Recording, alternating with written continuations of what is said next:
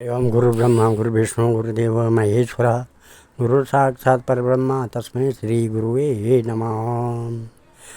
ओम आदो देवकी देवगर्भजननं गोपीगिरिवर्धनं मायापूतनजीवतापहरणं गोवर्धनोद्धारणं कंसच्छेदनकौरवादिहननं कुन्तीसुतापालनम् एतत् श्रीमद्भागवतं पुराणकथितं श्रीकृष्णलीलामृतं निगमकल्पतरोर्गलितं फलं शुकमुखाद्रवमृतसंयुतं पिबत भागवतं रसमालया मुहुरहो रसिका भुवि भावुका।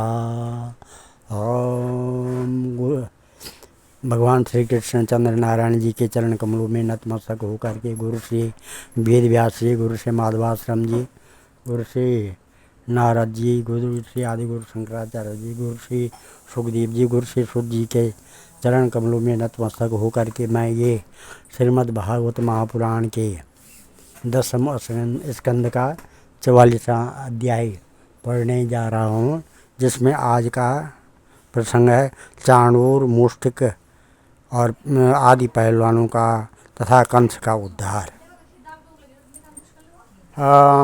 श्री शुकवाच एवं चर्चिता संकल्पो भगवान मधुसूदन आसादात चाणूरम मुष्टिकम रोहिणीसुता हस्ताभ्यम हस्तयोर्बद्ध्वा पद्भ्यामेव च पादयो विचकर्षतु न्यूयं प्रशया विजिगीषया आरत्रि द्वे आरत्रिभ्याम् जानुभ्यां चैव जानुनि शिरशिष्णो रसो रस्तावन्योन्यमविजघ्नतु परिभ्रामण विक्षेप परिरम्भावपातने उत्सर्पणाप सर्पणेशानोऽयं प्रतिरुन्धताम् उत्थापनेरुन्नयन्ये चालने स्थापनेरपि परस्परं जिगीषन्ता वपचक्रोतुरात्मनः तद्बलाबलबद्धयुद्धं समेता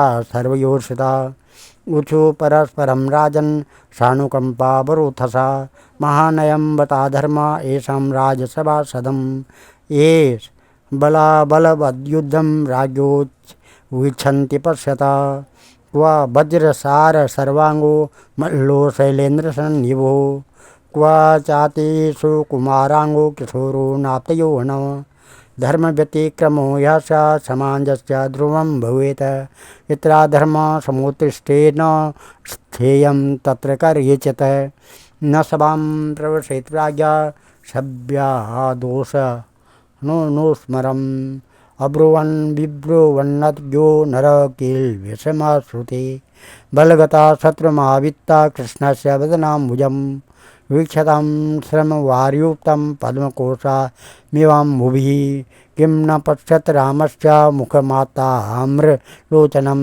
मुष्टिकं प्रति सामर्शं हासरम्भ शोभितम्। श्री सुखदेव जी कहते हैं, परीक्षित, भगवान श्री कृष्ण ने चाणूर आदि के वध का निश्चित संकल्प कर लिया। जोड़ वध दिए जाने पर श्री कृष्ण चाणूर और बलराम जी मुष्टिक से जा भिड़े। वे लोग एक दूसरे को जीत लेने की इच्छा से हाथ बांधकर और पैरों में पैर अड़ाकर बलपूर्वक अपनी अपनी ओर खींचने लगे। वे पंजों से पंजे, घुटनों से घुटने, माथे से माथा और छाती से छाती भिड़ाकर एक दूसरे पर चोट करने लगे। इस प्रकार दांव पेच करते करते अपने अपने जोड़ीदार को पकड़कर इधर उधर घुमाते, दूर ढकेल देते, जोर से जकड़ लेते, लिपट जाते, उठाकर पटक देते, छूट कर निकल भागते और कभी छोड़कर पीछे हट जाते थे। इस प्रकार एक दूसरे को रोकते, प्रहार करते और अपने जोड़ीदार को पछाड़ देने की चेष्टा करते। कभी कोई नीचे गिर जाता तो दूसरा उसे घुटनों और पैरों में दबा उठा लेता है, हाथों से पकड़कर ऊपर ले जाता, गले में लिपट जाने पर ढकेल देता और आवश्यकता होने पर हाथ पांव इकट्ठे करके गांठ बांध देता। परीक्षित इस दंगल को देखने के लिए नगर की बहुत सी महिलाएं भी आई हुई थी। उन्होंने जब देखा कि बड़े बड़े पहलवानों के साथ ये छोटे छोटे बलहीन बालक लड़ाए जा रहे हैं, तब वे अलग अलग टोलियां बनाकर करुणावश आपस में बातचीत करने लगी। यहाँ राजा कंस के सभासद बड़ा अन्याय और अधर्म कर रहे हैं। कितने खेद की बात है कि राजा के सामने ही ये बली पहलवानों और निर्बल बालकों के युद्ध का अनुमोदन करते हैं। बहन देखो, इन पहलवानों का एक एक अंग वज्र के समान कठोर है। ये देखने में बड़े भारी पर्वत से मालूम होते हैं, परंतु श्री कृष्ण और बलराम अभी जवान भी नहीं हुए हैं। इनकी किशोरावस्था है। इनका एक एक अंग अत्यंत सुकुमार है। कहाँ ये और कहाँ हुए। जितने लोग यहाँ इकट्ठे हुए हैं देख रहे हैं, उन्हें अवश्य अवश्य धर्मोल्लंघन का पाप लगेगा। सखी, अब हमें भी यहाँ से चल देना चाहिए। जहाँ अधर्म की प्रधानता हो वहाँ कभी न रहे, यही शास्त्र का नियम है। देखो, शास्त्र कहता है कि बुद्धिमान पुरुष को सभासदों के दोषों को जानते हुए सभा में जाना ठीक नहीं है, क्योंकि वहाँ जाकर उन अवगुणों को कहना, चुप रह जाना अथवा मैं नहीं जानता ऐसा कह देना, ये तीनों ही बातें मनुष्य को दोष का भागी बनाती हैं। देखो देखो, श्री कृष्ण शत्रु के चारों ओर पैतरा बदल रहे हैं। उनके मुख पर पसीने की बूंदें ठीक वैसे ही शोभा दे रही हैं जैसे कमल कोश पर जल की बूंदें। सखियों, क्या तुम नहीं देख रही हो कि बलराम जी का मुख मुष्टिक के प्रति क्रोध के कारण कुछ कुछ लाल लोचनों से युक्त हो रहा है, फिर भी हास्य का अनिरुद्ध आवे कितना सुंदर लग रहा है।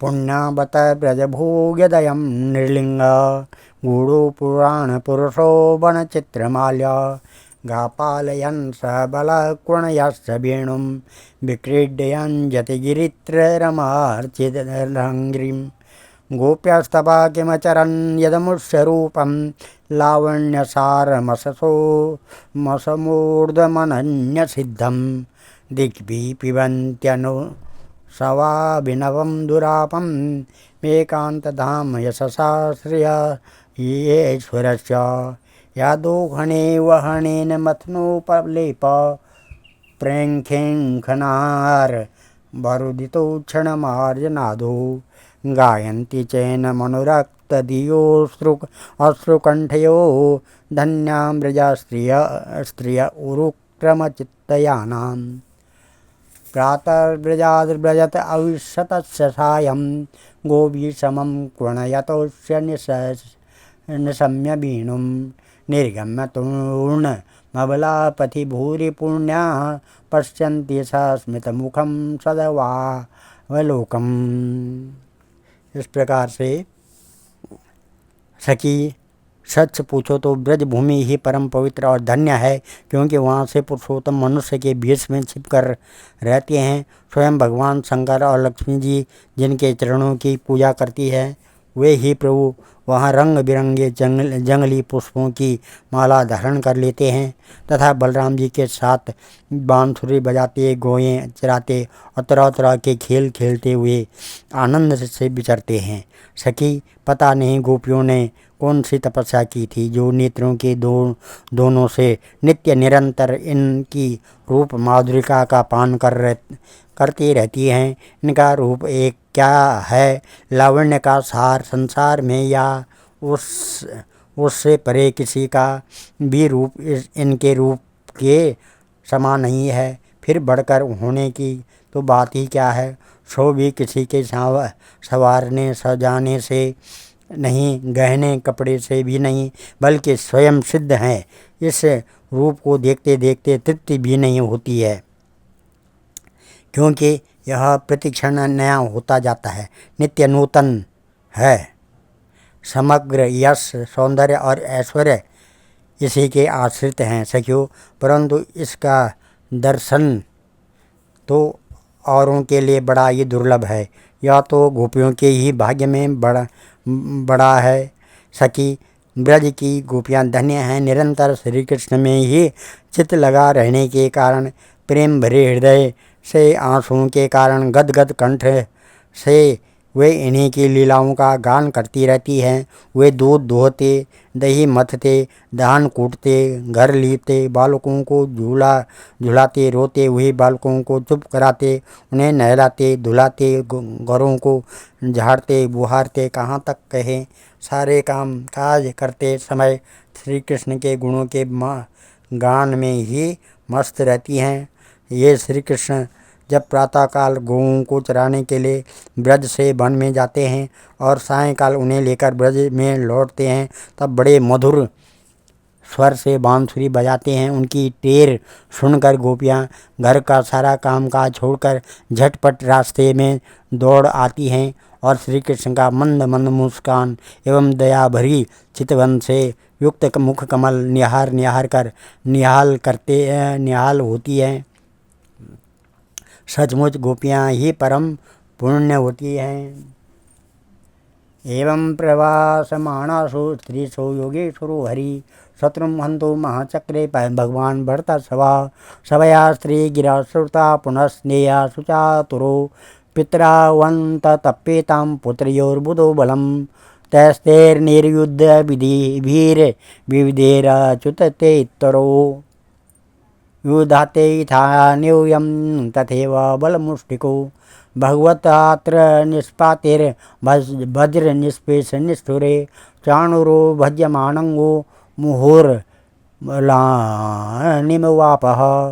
स स्वेन वेग उत्पत्त्य मुष्टिकृत्य करावुभो भगवन्तं वासुदेवं क्रुद्धो वक्षस्य बाधता नाचलत् तत्प्रहारेण मालाहतेव द्विपा बालोर्निगृह्य चाणूरं बहुशो भ्रामयन् हरि भूपृष्ठे पोतयामास तरसा क्षीणजीवितं विस्त्रस्ता कल्पके शस्त्रा इन्द्रध्वज इव पतत् तथैव मूषिकः पूर्वं स्वमुष्ट्या विहतेन हुए बलभद्रेण बलेन तलेन विहता वृषं प्रवेपिता स रुद्रम् उद्वमन् मुक्तोर्दिता व्यसोपपातोर्व्यूर्पस्ते वाताहत एवं नृपा ततः कूटम् अनुप्राप्तं राम प्रहरतं वरा अवधीलया राजन् सावज्ञं वाममुष्टिना तरहे वै सल कृष्णं पदापहत शीर्षक दुधा विदीर्ण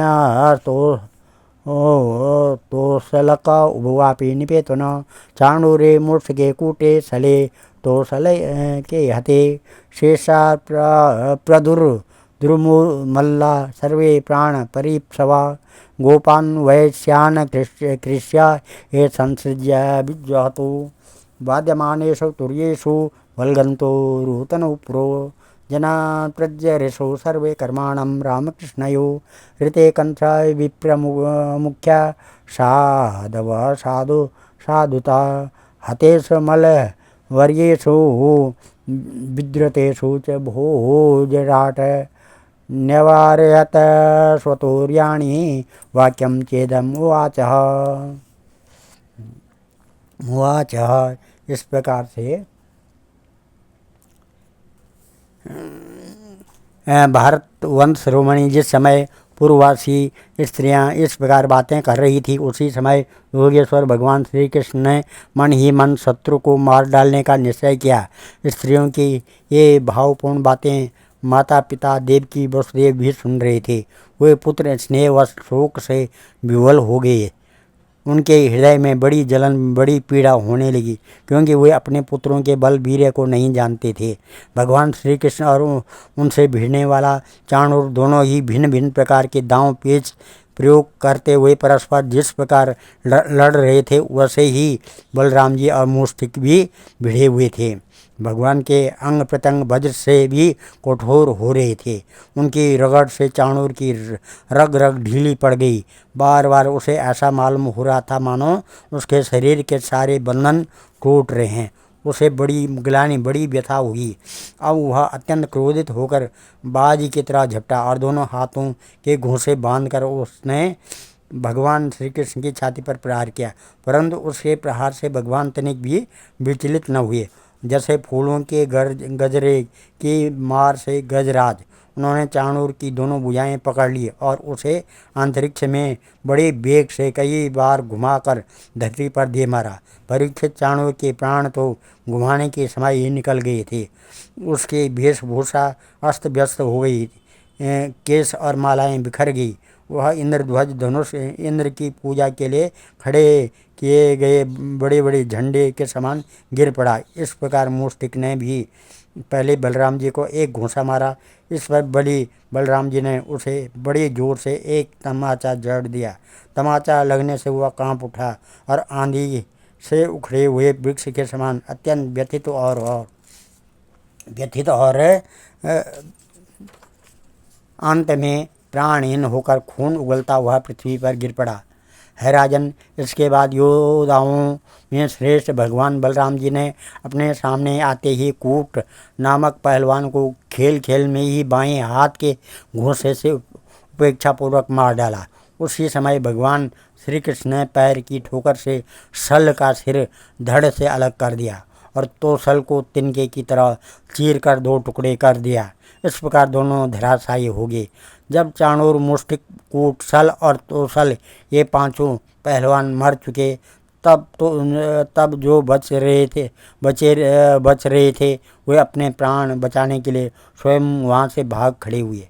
उनके भाग जाने पर भगवान श्री कृष्ण और बलराम जी अपने समवयस्क ग्वाल बालों को खींच कर उनके साथ भिड़ने और नाच कर भेरी ध्वनि के साथ अपने नूपुरों की झंकार को मिलाकर मल क्रीड़ा को कुश्ती खेल करने लगे। भगवान श्री कृष्ण और बलराम की अद्भुत लीला को देखकर सभी दर्शकों को बड़ा आनंद हुआ। श्रेष्ठ ब्राह्मण और साधु पुरुष धन्य हैं इस प्रकार कहकर प्रशंसा करने लगे। परंतु कंस को इससे बड़ा दुख हुआ। वह और भी चिढ़ गया। जब उसके प्रधान पहलवान मार डाले गए और बचे हुए सबके सब भाग गए, तब भोजराज कंस ने अपने बाजे गाजे बंद करा दिए और अपने सेवकों को यह आज्ञा दी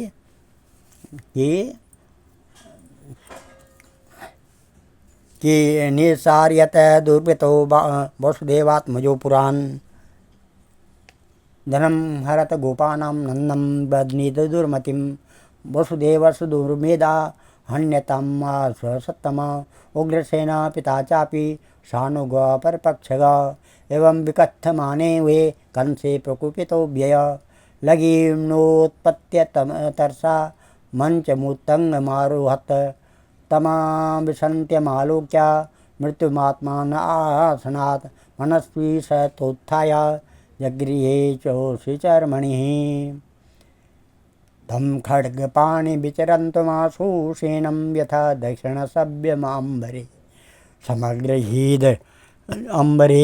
समग्रहीद दुर्विषहोग्रते सा यथोरगं तार्च श्रुत प्रसय्य प्रगृह्य केशेषु चलत् किरीटं निपात्य रङ्गोपरि तुङ्गमाञ्चत् तस्योपरिष्टात् स्वयमब्जनाभं पपात विश्वाश्रय आत्मतंत्र तम संपरीतं विचकर्ष भूमो हरिर्यथेभ्यं जगतो विपश्यत हा हेत्य शब्द सुमहास्तद भूदुदीरित सर्वजनेर इंद्र सनिद्रदोद्विग्नधिया तमीश्वरं पिबन् वदन् वा विचरन् स्वपच्छसन् ददर्श चक्रायुधमग्रतो ये स्वस्तदेव रूपं दुर्वाप मापः। इस प्रकार से भगवान श्री कृष्ण और बलराम की इस अद्भुत लीला को देखकर सभी देव दर्शकों को बड़ा आनंद हुआ। श्रेष्ठ ब्राह्मण और साधु पुरुष धन्य हैं इस प्रकार कहकर प्रशंसा करने लगे। परंतु कंस को इससे बड़ा दुख हुआ। वह और भी चिढ़ गया। तब उसके प्रधान पहलवान मार डाले गए और बचे हुए सबके सब भागे। तब भोजराज कंस ने अपने गाजे बंद करा दिए और अपने सेवकों को यह आज्ञा दी, अरे वासुदेव के इन दुष्चरित्र लोगों को नगर से बाहर निकाल दो, गोपों का सारा धन छीन लो और दुर्बुद्धि नंद को कैद कर लो। वासुदेव भी बड़ा कुबुद्धि और दुष्ट है, उसे शीघ्र मार डालो। और उग्रसेन मेरा पिता होने पर भी अपने अनुयायियों के साथ शत्रुओं से मिला हुआ है, इसलिए उसे भी जीता मत छोड़ो। कंस इस प्रकार बढ़ चढ़कर बकवाद कर रहा था कि अविनाशी श्री कृष्ण कुपित होकर फूर्ति से वेग पूर्वक उछलकर लीला से ही उसके ऊंचे मंच पर जा चढ़ी। जब मनस्वी कंस ने देखा कि मेरे मृत रूप भगवान श्री कृष्ण सामने आ गए, तब वह सहसा अपने सिंहासन से उठ खड़ा हुआ और हाथ में ढाल तथा तलवार उठा ली। हाथ में तलवार लेकर वह चोट करने का अवसर ढूंढता और पैतरा बदलने लगा। आकाश में उड़ते हुए बाज के समान वह कभी दाएं ओर जाता तो कभी बाएं ओर, परंतु भगवान का प्रचंड तेज अत्यंत दुस्साह है। जैसे गरुड़ सांप को पकड़ लेते हैं, वैसे ही भगवान ने बलपूर्वक उसे पकड़ लिया। इसी समय कंस का मुकुट गिर गया और भगवान ने उसके केस पकड़कर उसे भी उस ऊंचे मंच से रंगभूमि में गिरा दिया। फिर परम स्वतंत्र और सारे विश्व के आश्रय भगवान श्री कृष्ण उसके ऊपर स्वयं कूद पड़े।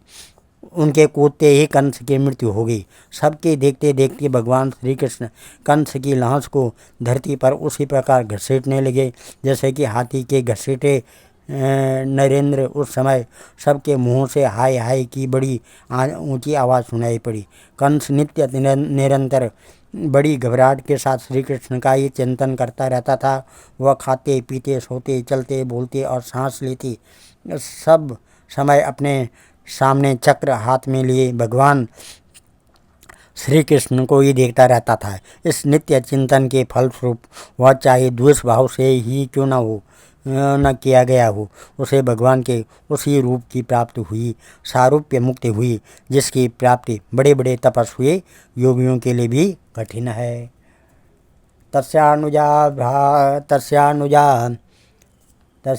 भ्रातरोष्टो कंकद्योधकादय अव्यधावद्भिक्रुद्धा भ्रातुर्निर्विषकारिण तथा तिरवशास्तासु शयतानरोहिणी सुता अहन् परिदमुद्दस्य पशूनिव मृगाधिप न्वेदुर्दुन्दभयो व्योम्नि ब्रह्मेशादा विभूतया पुष्पे किरन्तस्तथा प्रीता ससन्नूर्णितस्त्रिया तेषां श्रियमहाराज सुरहिन्मरणदुःखिता तत्राभिरेयोर्विनिघ्नन्त शीर्षाण्याश्रुविलोचना शयानन् वीरशय्यायां पत्येनालिङ्ग्य शोचति बिलेषु सुस्वरं नार्यो विसर्जन्त्यो मुहुषु च हा नाथ प्रियधर्मज्ञ करुणानाथ वत्सल त्वया हतेन निहता वयं ते सगृहत्रजा त्वया विरहिता पत्यातुरपुरीयं पुरुषर्स्वव न शोभते वयमेव निवृत्तोत्साहमङ्गला अनागासं त्वं भूतानां कृतवासं ध्रुव उल्बणं तेनैवं बोधसा नीतो भूतधृक् को लभेत् सम सर्वेषाम् इव भूतानाम् एषा प्रभावाप्यय गुप्ता च तदा बध्यायी च क्वचित् सुखमेधते। कंस के कंक और न्योद्र आदि 8 छोटे भाई थे। वे बड़े भाई का बदला लेने के लिए क्रोध से आग बबूले होकर भगवान श्री कृष्ण और बलराम की ओर दौड़े। जब भगवान बलराम जी ने देखा कि वे बड़े वेग से युद्ध के लिए तैयार होकर दौड़े आ रहे हैं, तब उन्होंने परिधि उठाकर उन्हें वैसे ही मार डाला जैसे सिंह पशुओं को मार डालता है। उस समय आकाश में दुंदुभियाँ बजने लगी। भगवान के विभूति स्वरूप ब्रह्मा शंकर आदि देवता बड़े आनंद से पुष्पों की वर्षा करते हुए उनकी स्तुति करने लगे। अप्सराएं नाचने लगी। महाराज कंस और उसके भाइयों की स्त्रियां अपने आत्मीय स्वजनों की मृत्यु से अत्यंत दुखित हुई। वे अपने सिर पीटती हुई आंखों से आंसू भरे वहाँ आई। वीरशैया पर सोते हुए अपने पतियों से लिपट कर वे शोकग्रस्त हो गई और बार बार आंसू बहाती हुई ऊंचे स्वर से विलाप करने लगी। हा नाथ, हा प्यारे, है धर्मज्ञ, है करुणामय, है अनाथ वत्सल, आपकी मृत्यु से हम सबकी मृत्यु होगी। आज हमारे घर उजड़ गए, हमारी संतान अनाथ होगी। पुरुष श्रेष्ठ इस पुरी के आप ही स्वामी हैं। आपके विरह से इसके उत्सव समाप्त हो गए और मंगल चिन्ह उतर गए। यह हमारी ही भांति विधवा होकर शोभाहीन हो गई। स्वामी, आपने निरपराध प्राणियों के साथ घोर द्रोह किया था, अन्याय किया था, इसी से आपकी यह गति हुई। सच है, जो जगत के जीवों से द्रोह करता है, उनका अहित करता है, ऐसा कौन पुरुष शांति पा सकता है। ये भगवान श्री कृष्ण जगत के समस्त प्राणियों की उत्पत्ति और प्रलय के आधार हैं। यही रक्षक भी हैं। जो इनका बुरा चाहता है, इनका तिरस्कार करता है, वह कभी सुखी नहीं हो सकता है। श्री सुखदेव जी कहते हैं, राजगोषित आश्वास्य भगवान लोक भावना यमाहुल्लोके किं संस्था हतानं समकार्यत मातरं पितरं चैव मोचयित्वात् बन्धनात् कृष्ण राम भवन्दाते शीर्षास्पृश्य पादयो देवकी वसुदेवस्य विज्ञाय जगदीश्वर कृतसंबंधनो पुत्रो सस्वजातेन संकितो हो।